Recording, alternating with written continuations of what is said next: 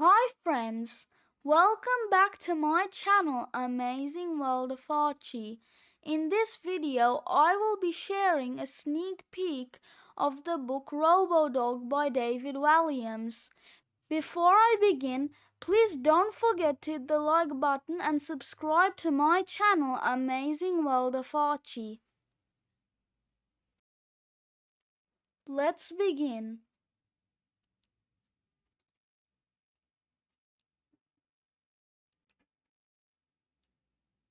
Prelude. Have you ever heard of a police cat? No, of course not. There is no such thing. Never has been and never will be. Police cats would be utterly useless. Cats don't do anything they don't want to do. Could you train a cat to meow at a robber? No.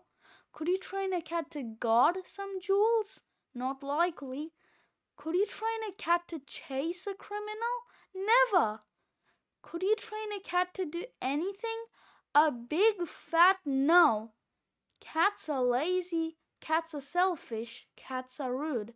Oh, please don't tell any cats I wrote this about them. If you do, there is every chance that one day you will read that I mysteriously choked on a fur ball. Not that I'm saying all cats are bad, just 99% of them. Dogs, however, couldn't be more different from cats. Dogs are eager to please. Dogs want to be loved. Crucially, dogs will do anything for a treat. That is why dogs make the perfect partners for police. You see them used by police forces across the world. As we all know, dogs come in numerous shapes and sizes.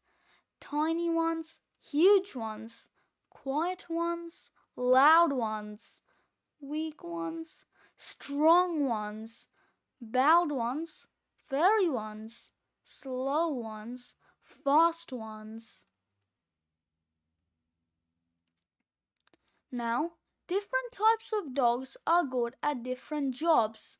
That's why the police train many different breeds for their work. These are just some of the breeds you will find in training at a police dog school. The powerful German Shepherd, perfect for wrestling robbers to the ground. Oof! The big-nosed Bloodhound, highly skilled at following the scents of criminals on the run. The noisy Spaniel. No dog could bark louder at baddies. Woof! Woof! Woof! The super-fast Greyhound, the speediest breed to run messages between police officers. Whiz! The ever-eager Terrier, always proud to patrol police stations. Trot, trot, trot. The brave Snodger. This dog would do anything to protect its police officer partner. Grrr! The keen-nosed Beagle can sniff out any bad things being smuggled in suitcases. But what if one dog could perform all these tasks and more? They would be the greatest police dog of all time. Prepare to meet Robodog, the future of crime fighting. Let's meet the heroes and the villains in this story. The heroes. The robot. Robodog. Robodog is the greatest police dog ever built. The rat. Ratty. Ratty looks like a rat, smells like a rat and acts like a rat, but is adamant he's a mouse. The humans. The chief. The unusually short lady occupies the giant position of chief of police. She oversees the city of Bedlam's police force and takes a special interest in a school for police dogs. The professor. The professor is the wife of the chief An inventor, she spends her days in a laboratory in the cellar of the grand old country house Fuzz Manor. The general. The general is the boastful head of the army. The dogs. Scarpa, the nervy one. Gristle, the idle one. Plank, the silly one. The villains, the cats. Velma. Velma belongs to the chief and the professor, but she sees it the other way around. They belong to her. She loathes dogs with a deep and dark passion. When a dog enters Fuzz Manor, fur flies. Slash. Slash is the most terrifying creature you could meet. This cat has a gigantic scar across his face from a fight with a pack of wolves. The wolves lost. Codger. This alley cat is so old nobody can remember how old he is, not even him. Pavarotti. Pavarotti is the biggest cat in the world. He prefers to be pushed around in a wheelbarrow. The supervillains. Mighty Mind. This master criminal is behind more robberies in the city of Bedlam than anyone else. His body died many years ago, and now he's a giant mega brain floating in a glass bowl. Hammerhands. Mighty Mind's henchperson is a short, round lady who has giant hammers instead of hands. She isn't afraid to use them. The Masked Honker. The Masked Honker is a lady who farts fire. Big Bad Bob. He's the size of a house. Not a big house, but a house nonetheless. The Chocolatier. Beware the coffee-flavored chocolates. They are in his selection box of delights somewhere. Dr. Stench. Her breath is so pongy you would turn green before you died. The Ice Queen. This regal villainess can turn you to ice with a touch of her little finger. The Tickle Monster. A creature with impossibly long arms, the Tickle Monster can tickle you to death. The Two-Headed Ogre. It can't agree on anything. Homework. The Wicked Headmistress. Her secret weapon is homework, homework, and more homework. The Politician. She can bore you to death with just one sentence. Professor Squid. Squirt. The giant worm. A giant worm. Welcome to Bedlam. Enter only if you dare. Bedlam is a city where the underworld has burst up from under the pavements and taken over. It is cold, it is dark, it is ugly. The rat-infested urban jungle is not just filthy, but also one of the most dangerous places on earth. Bedlam has become a home to a galaxy of gangsters. They've subjected the good people of the city to a reign of terror. Nothing and nobody is safe from these evil criminals. The city needs its own superhero to defeat the supervillains. But who? Now, fasten your seatbelts. The adventure of a lifetime is about to begin. Episode 1. The Lost Patrol. Bedlam was a pustule on the face of the world. A jungle of crumbling buildings loomed over narrow streets, casting them in eternal shadow. Rats ran riot. Trash was piled up on street corners.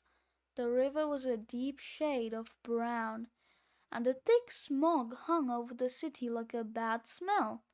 Bedlam had once been a home to the dreams of ordinary people. Now it was a place of nightmares. The city jail was overrun with the most wicked criminals of all time, but Bedlam made new ones all the time. The latest evil duo to make the front page of the Bedlam Bugle was Mighty Mind and his henchperson Hammerheads. This was just the latest in a long list of headlines. Evil duo steals priceless painting. Mighty Mind strikes in the dead of night.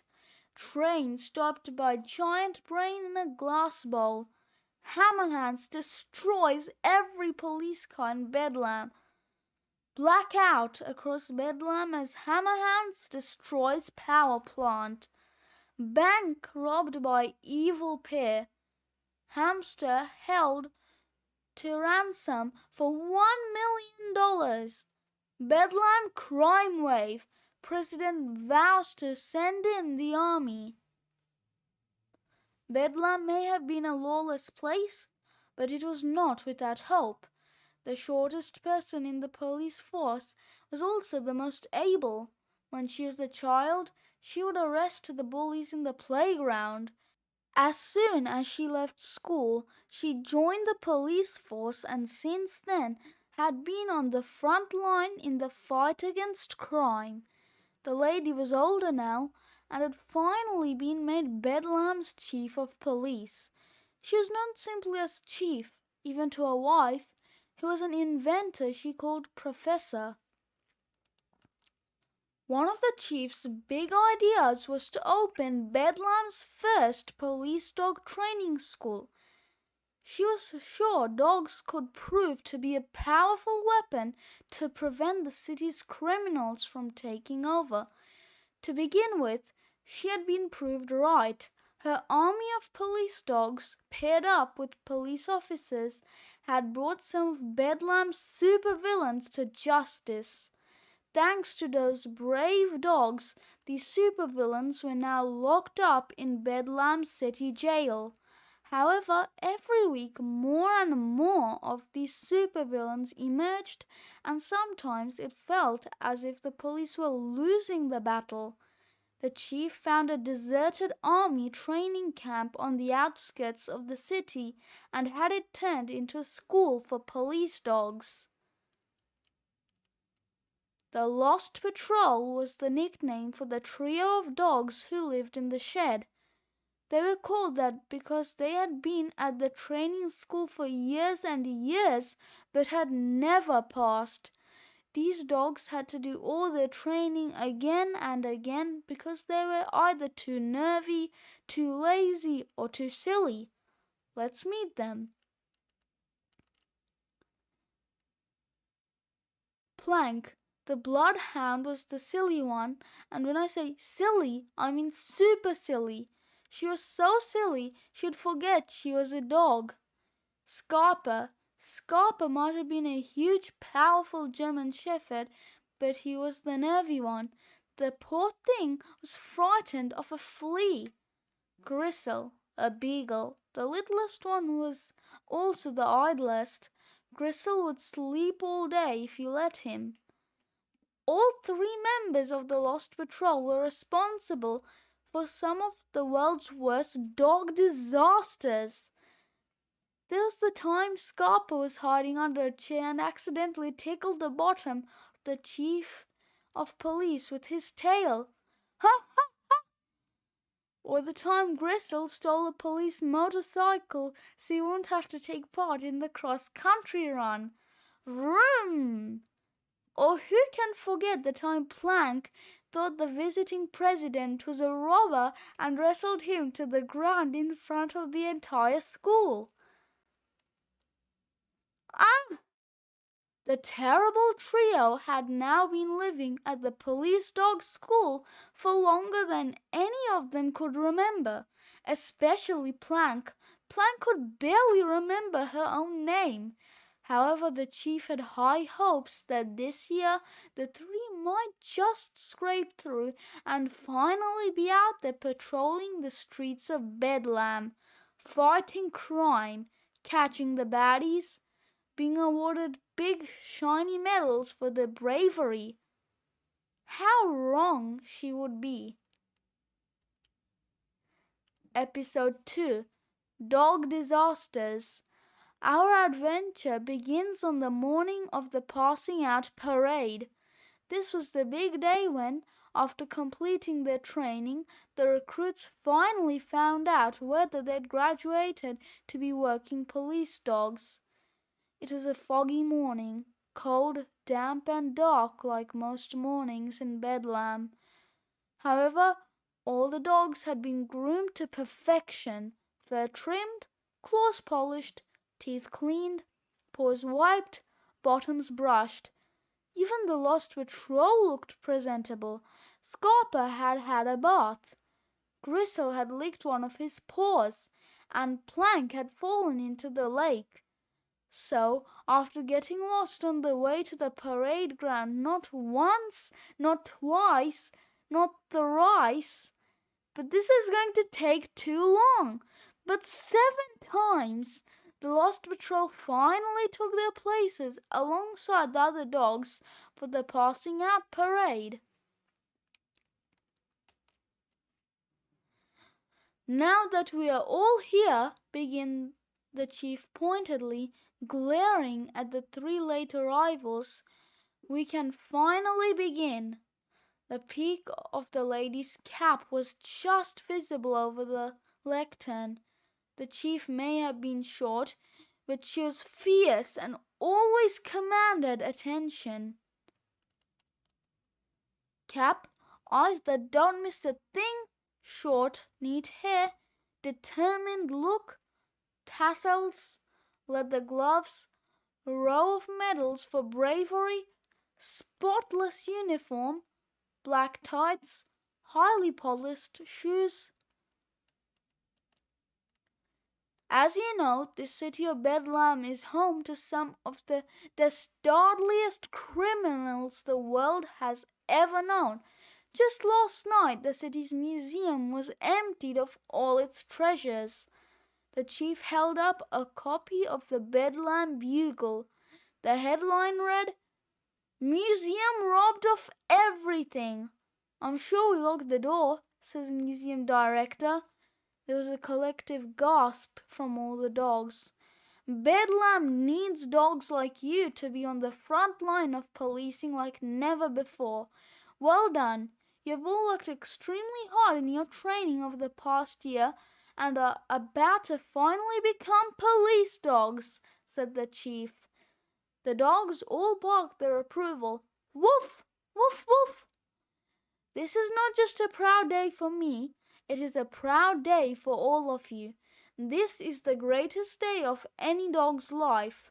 The day you finally become working members of the police force. To pass all your tests makes you the best of the best. You should all give yourselves a jolly good pat on the back. It was just a figure of speech. The chief didn't mean they should actually pat themselves on the back. There's just one dog on the parade ground who could not understand that. Plank. The dog raised her front paw. She tried to pat herself on the back, but it was a lot harder than she had imagined. Then Plank had to go with her back paw. Instantly, she lost her balance and toppled on top of Scarpa. Oof! Scarpa fell on top of Gristle. Ah! And Gristle thudded to the ground. The beagle was knocked out cold. Donk! The time has come, continued the chief proudly, to come up one by one in an orderly fashion for me to shake your paw and welcome you to the Bedlam police force. So the dogs stepped forward and formed a line. Now all 100 dogs were in formation, ready to meet the chief. The dogs were perfectly spaced out like a row of dominoes waiting to topple. What could possibly go wrong? As it turned out, everything. Episode 3, The Mountain. Coming round after being knocked out cold, Gristle went to join the end of the line. Still a bit dazed, he tripped over his own paws. Wallop! Gristle began tumbling towards the end of the queue. His head was where his bottom should be, and his bottom was where his head should be. Therefore he couldn't see where he was going. Not that it mattered, as he was going too fast to stop himself. He walloped into Scarpa, who walloped into Plank, who walloped into the next dog, who walloped into the next. Soon 100 dogs were tumbling on top of each other. They were surging forward together, an unstoppable force, a tidal wave of dogs.